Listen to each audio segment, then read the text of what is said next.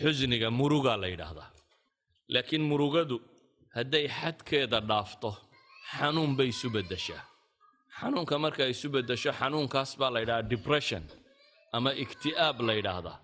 waa qofka oo murugada hilmaami waaya oo dabeetana psychologically fikirkiisu isbedelo oo ay xad xanuun ku gaadho culimada bad waxay yiraahdaan erayada ah hamiga iyo ghammiga iyo xusnigu waa saddex eray oo isku macno ah laakiin waqtigay ku kala gadisan bay yiraahdaan xusniga waa murugo wax tagaya ghammiguna waa wax markaa ku haysta murugada ka taagan humuumta iyo khawfkuna waa waxa soo socda mustaqbalka ku saabsan laakiin culimada nafsi qayb ka mid waxay leeyihiin ma hamiga iyo ghammigu waa natiijo ka dhalata xusniga ama murugada ka dhalata waxa isweydiinta leh waxa weeyaan qofku sidoo ula kulmaya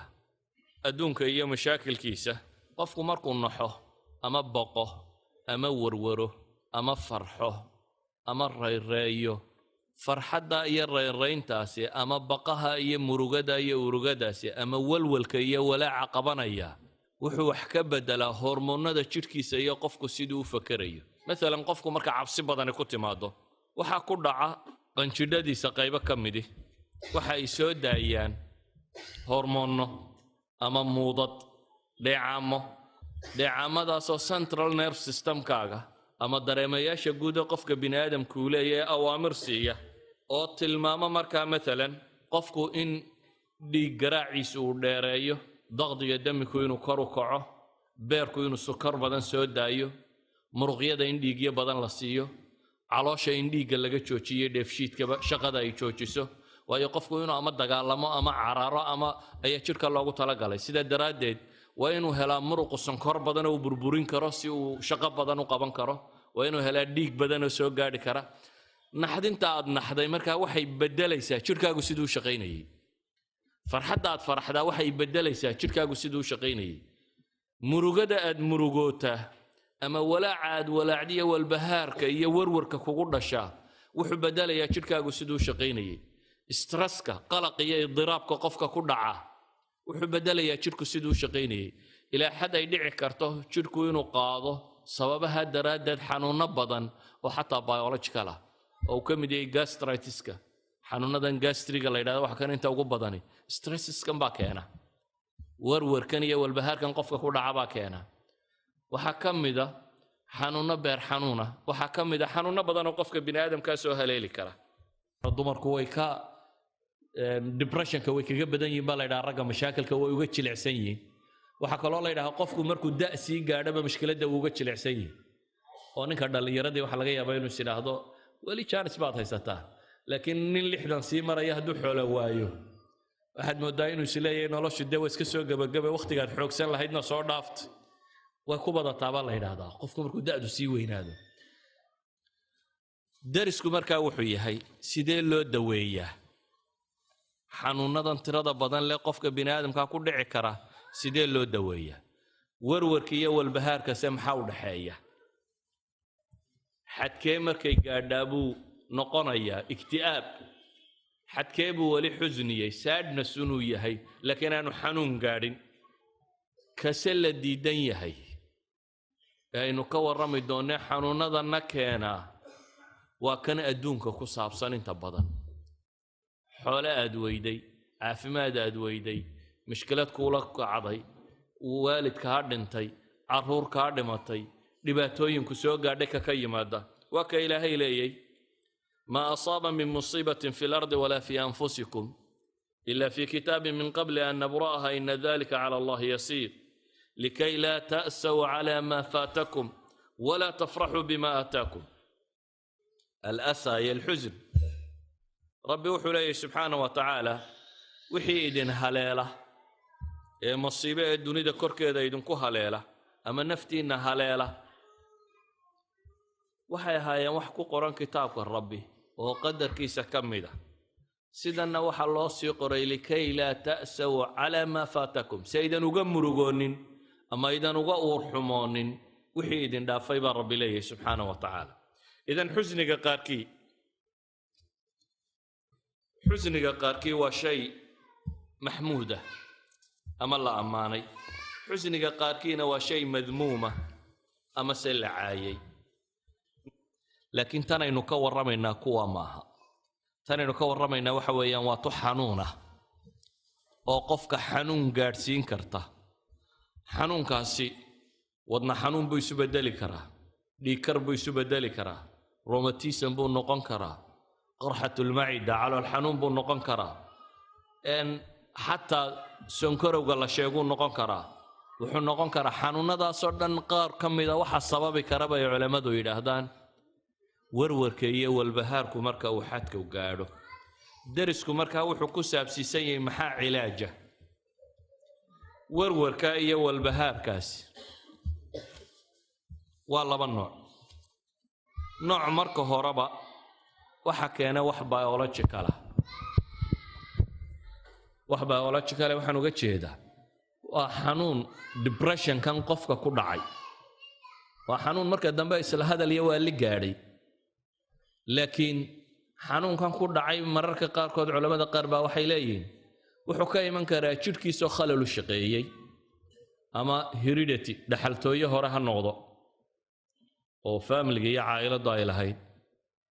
ama ha noqdo bay yiraahdaan mesela alghudda daraqiya qanjidhkan halkan ku jira oo dheecaamo badan soo daayo oo dheecaamadii loo baahnaa aan soo daynina khalkhal ku dhacay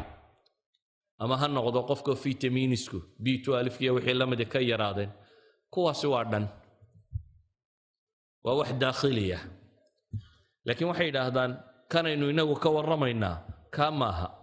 waxaynu ka warramaynaa waa wixii ka yimi asbaab khaarijiya asbaabta khaarijiga ay ka timi marka waxa weeyaan qofka mashkilada ku dhacday qofka oo warwar galay qofka oo musiibo intay ku timi musiibadii xijin kari waayay xanuun bay dhashaa marka dambe waxaynu markaa soo bandhigaynaa cilaajka aynu ka warramaynaa uu yahay أحد العلماء المسلمين دكتور عبد الله الخاطر وأردنت الله ونحرسته وطبيب نفسي أناها نشاقناها رسالة وقري والحزن والاكتئاب لا يدعضه إيه علماء ذاك لا وحي كردية بين صابرين دوني ده حنون كان يوحو ما أنت كمدي حنون هذا وتر هذا بدل حنون هذا سايكولوجيكال كما سايكاتري اسكوبوقة صومالي أنت بدك تشوف تايم كبوفس بين هذا qofka hebel boofis baa ku dhacay xanuunadan isla hadalkiyo warwarkaahi waxay ka mid yihiin xanuunada dunida ugu tirada badan leh walidaalka waxa la tilmaamaa Yurub oo kale afartii qof baa qaba bay yiraahdaan afartii qof ee kasta Yurubiyana mid baa liqa daawooyinkaasi loo liqo xanuunada nafsiga waxaad baahidooda ka garanaysaa axad ducaat sacuudiyiinta wadaadadan ducaada mid ka mid ah buug yar qoray oo bixiyay la tahzan waxay dhaadeen waa buuga ugu tabcad badan ee af carabi ku qoran 3 milyan oo nusxa laga iibsaday wadaadkiiba halka buug buu ka taajiray la tahzan ba buuga la yiraahdo waxay isweydiinta leh dadku hadaan ay xanuun ka wada qabin ama baahidan itmiinaankii baa la waayay weeyaan dadku xasiloonidii iyo deganaanshihii qalbiga haba lumay markaasaa warwariya walbahaar adduunyo israacis kan baana intiisa badan keenay maxaa cilaaja baynu leenahay marka maxaa dawaa ugu horreyn waxaynu leenahay kitaabka qur'aan iyo sunnada nabiga calayhi salaatu wasalaam wiqaayo iyo cilaajba uu ku soo arooray wax lagaga dhowrsado warwarka iyo walbahaarkaasi uu ku soo arooray oo marka horeba dafciya oo qofka laazima aanu ku dhacaynin insha allahu tacaala ka khaarijiga aynu ka warramayno waxa ka mid ah waxyaabaha boofiska reeba ducada badan iyo tasbiixda badan oo nabiga calayhi salaatu wasalaam wuxuu leeyahay qofka ku ducaysta اللهم إني أعوذ بك من الهم والحزن والعجز والكسل والبخل والجبن وضلع الدين وغلبة الرجال إلهي سبحانه وتعالى وكفر فراه وأنا الدعاء دي النبي عليه الصلاة والسلام ولبتان وحيد هذا والدعاء وقائية قفك كد عيستكم وبرعه كقد عيسته دعاء علاجي كان وحكم بين حديثك كلاها ما أصاب عبدا هم ولا حزن فقال اللهم إني عبدك وابن عبدك وابن أمتك ناصيتي بيدك ماض في حكمك عدل في قضاؤك أسألك بكل اسم هو لك سميت به نفسك وأنزلته في كتابك أو علمته أحدا من خلقك أو استأثرت به في علم الغيب عندك أن تجعل القرآن ربيع قلبي ونور صدري وجلاء حزني وذهاب همي إلا أذهب الله همه وحزنه وأبدل مكانه فرجا. نبي عليه الصلاة والسلام لبدا حديث منا وحليه هي والدعاء وقائية قفك كد عيستكم الدعاء وحكني منا وحل لا يقف كدعاء هم يور كدعاء الدعاء آخرية إلهي بكفتشية إلهي ندي النبي يسوع حكولي عليه الصلاة والسلام ولقد نعلم أنك يضيق صدرك بما يقولون وحنوقنا هبا إلهي سبحانه وتعالى إن إلا أبتادوا عريريوم يسوه waad xusnigaasi dareemayso waxay ku hadlayaan iyo cayda iyo ceebta iyo waxay ka sheegayaan daraadeed laakiin ilaahay wuxuu ku leeyahay fasabbih bihamdi rabbika wa kun min as-sajidin ilaahay u tasbiixso adigoo ku dheehayo ku maraya rabbi xamdigi kuwa sujuudana ka mid noqo rabbigana caabud inta geeriye kaaga imanayso taas baa ama weedihii nabiyullaahi yunus ulaha لا إله إلا أنت سبحانك إني كنت من الظالمين وحصل نبي وحويان أو حيابا لقدوية وحكم دبي علماء ذو إلهدان إن هذا حصوصته أدونك أتكون شيء لبكستوك هاي ستمت كارد بدنين وشلو والله داني علاج كنفسي قاسة ميسا علماء سايكولوجي يقولون واحد هذان وكوجنيتيف بيد هذان ثيرابي وقفك إن لقنعيه أمسه إن أطرميسته أسوأ الاحتمالات قولدان دتك الدويسة سايكاتري أيو سايكولوجيكو دتك ودبوكا انت يسوقو يران ميل أيو دختار كو دح فاريستا دبتنا مد والبو حلا دابتي مشكلة دي كو قبصتي كورن marka isaga waramaan qaarba yarkaan dabeetana qof baa wuxuu siraa warin adiga waxba kugu ma dhicin kuwan ba balaaya qabsatay midba markuu mid kale balaaya ka sii weyn ka waramo waa طريقه ay u cilaajiyaan dadka mardaaga ee iktiaabku depression ku hayeen loo keeno waxaan leenahay waxyaabaha keensanaya in iimaanku in la daweeyo xanuunka kan waxa kamida nabiga kaleeyhi salaatu wasalaam عملك صالح أي إيمان كاس يو ذكر كاس يا آخره رمين تيدو وحبدا بيبدلان وحكم ده مسائل كعقدي قفكو إنه يطمئنان قلبي يكون عكينا الإيمان بأسماء الله وصفاته إلهي مقعيدي سي صفات كي سوى ونكسن رمين تلا رميو مركات رميسو إلهي سبحانه وتعالى هو الملك المالك إله بقر كه وحول بيسقو هنتين وياه عزيز كه حكيم كائن وياه وحط رميسان تهاي لله ما أخذ وما أعطى وحو كسينا إنه يسقو ليه وحو كها قادنا إنه يسقو ليه دادو أول بوحو ما الله ربي جي كها قاضي ربي جي كسيه هدنا قاضي قفك الرميسان إنه ربي جي مالك يهي رميسان ربي جي إنه حكيم يهي oo wax kasta halku ku suuban yahay dhiga walow adiga aanad marka ku muuqanin qofka rumaysan rabbigii inuu yahay rahiimun waduud mid naxariis badan wax kasta uu sameeyo adiguna naxariistaadu ku jirto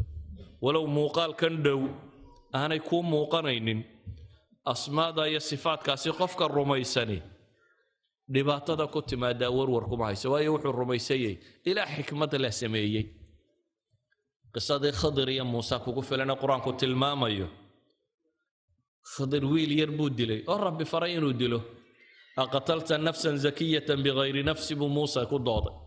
ورما النف باد الشيء النف ودلين شيء وين الله انكرابات لطي مبويري مركي دنبا خضر وشرحي وحي موسى وفهم كرواية وحو الشاقي وأما الغلام غلامك فكان أبواه مؤمنين فخشينا أن يرهقهما طغيانا وكفرا إن كان ير أن دليبولا يا به يهو يدي laba qof oo mu'minay ahaayeen waanay jeclaayeen kalgacalkay u hayeen waxaanu ka cabsanay buu leeyahay inay weydaariyaanba xaqa oo gaalnimo iyo mushkilad ay u geystaan dabeetana rabbaa raba wax ka khayr badana uga fiican inuu rabbi siiyo daahirka waa ilmo dhintay waalid ilmihiisa ka dhintay laakiin ilaahay subxaanahu wa tacaala qadartiisa waxaa la tilmaamayaa inay sidani khayrku ku jiro marka qofka mu'minka ahi ee rumaysan ilaaha tadbiirka lee dunidan maamula biyadihi alkull wax waliba ay gacantiisa ku jiraan haddana afcaashiisa ay wada xikmadda iyo cilmiga iyo khibrada ku salaysantay wuxuu sameeyey inay waxsan yihiin unbuu rumaysan yahay qofka muslimka ah inaanay wax xuma ku jiraan aanay ahayn sida daraaddeed dhib uma arkayo masaa'ilka aynu tilmaamayno dhamme waxay sheegayaan in qaabka loo daweeyo qaabo badan ay yihiin waxaa ka mid a baynu leenahay waxay gaaladu u yaqaaniin peak theory oo ah noloshu weji kastoo xuno ay ku tusto weji fiicanna inay yeelan karto inaad aragto inaad ka eeginoo qura dhanka xun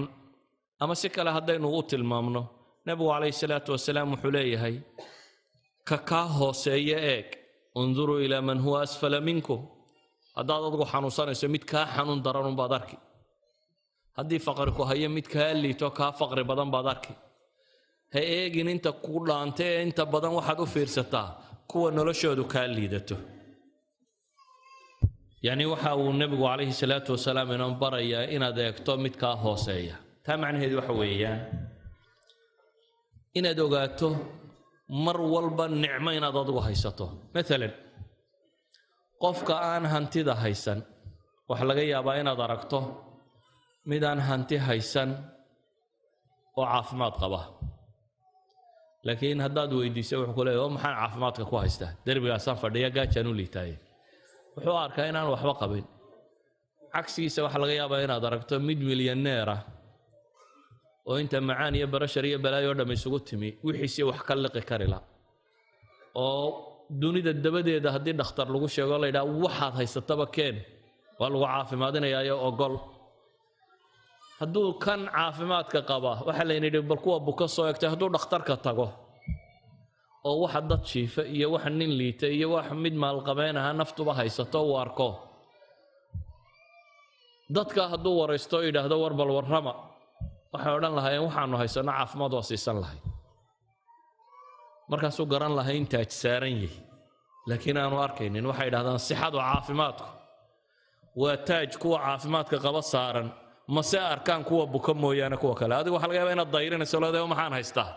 waad si caafimaad qabtaa waxaad haysataa caafimaad idan nolosha gebigeeduba waa sida qofka mu'minkaa waxaa la faray inaad eegto ka kaa liita iyo ka kaa hooseeya dhibta haysata bale dhibaatadaa dhib lagu daweeyaa idan haddaad si fiican u fakarayso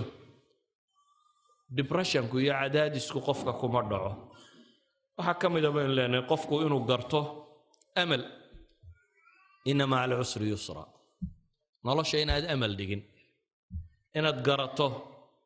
dhib kasta oo jirta in berrito sayajcal allahu bacda cusrin yusra in ilaahay subxaana wa tacaala u fudaydinayo waxaan ku soo koobayaa wakhtigoos ka kooban daraaddeed xusniga iyo igti'aabku marka hore qofka muslimkaa waxa keena inuu ka dheeraado oo haddaad tawxiidkaaga iyo caqiidadaada iyo diintaada si fiican u rumaysato adduunka iyo qiimihiisa si dhaba u fahamtid aakhiro iyo waxa dambeeya abaalmara si wanaagsan u garatid imtixaanka rabbi iyo qadaa iyo qadarkiisa iyo adiga inta kaaga soo hagaagtay si wanaagsan aad u fahamtid tiiraanyoon maysid wax kugu dhacay ka tiiraanyoon maysid laakiin qof kasta oo xanuunku ku dhacay waxaan leenahay dhakhaatiirta la xidhiidh atibada nafsiga ahi waa dhakhaatiir wax daweeya waxaynu qaacido soo sheegnay way isticmaalaan zaa'id waxay kaloo isticmaalaan dawo zaa'id qaarkood waxay kaloo isticmaalaan kaharaba electrical shock midna ogsoonow soomaalida waxyaabaha ka qaldan waxaa ka mid ah xanuunada qaar bay ceeb u taqaanaa qarisaa qaarna way sheegtaa war xanuunadu waa isku mid haddii wadna xanuun kugu dhaciyo haddii beer xanuun kugu dhaco iyo haddii neerfu ku xanuun iyo hadduu madaxu ku xanuuna waa isku mid midna adigu maad keenin mid walbana ilaahay baa keena waa isku mid oo mid walba cudwi jidhkaaga gobol ka mid unbaa buka ka wadnuu xanuunaya wuxuu odhanaya aniga wadna ay xanuunayo waa liitaa ka madaxu xanuunaya se uu qarsanaya wuxuu odhanaya waxa lagu odhan doonaa wuu waashay iyo wuu waalaya iyo hadduu yidhaha madaxay xanuunayana kuwan kale laftooda buuf isku soo ridayo odhanaya war wuu waashay iska ilaaliya war ma aha waa xanuun caadi oo qofka bini aadamka ku dhaca depressionkuna waa xanuun xataa haddaan la daweynin qofku si caadi u dhaqmo laga yaabo 9 months meelahaas inuu kaga bogsado laakiin hadduu dhakhtar si fiican ula xidhiidho waqti yar buu kaga bogsanaya biidn illaahi tacaala idan nabigu wuxuu leeyahay calayhi salaatu wasalaam ilaahay xanuun ma soo dejin ilaa daawadiisana wuu soo dejiyey ee addoomaha ilaahayow isdaweeya buu nabigu yidhi calayhi salaatu wasalaam midna isku eega lama odhan isdaweeya xanuun laga yaabo 10 midho kiniina inaad qaadato inaad kaga bogsan lahayd ayuu qofku qarsanayaa ilaa intuu marada ka dhiganaya ama ka waalanayo ama uu dafiraya isku dayayaa inuu yidhaahdo war ma xanuunsanayo waxaan idinkula talinayaa waa xanuun bini aadamka ku dhaca xanuunada kalena la mid ah kaa calool xanuunku hayo iyo kaa wadna xanuunku hayo iyo kaa beer xanuunku hayo iyo kaa maska xanuunku haya mid walba cudwi ka mida jidhkiisa xanuunaya midna isaguma keenin mid walibana daawuu leeyahay mid walbana waa la daweyn karaa dhakhaatiirta madaxa daweysaana ma hadda dadka darag u nacabsiiyo oo wax lagu waasho ama wax doqonkaa dhigaya ku siinay waliba daawo caadiya idan waxaan idinkula talinaya waxa weeyaan kow qofka mu'minkii hadday masaa'ilkan khaarijiga iyagu iska daweyn karaa laakiin kuwan iyo kuwa kaleba haddaad la tashato tabiibkaaga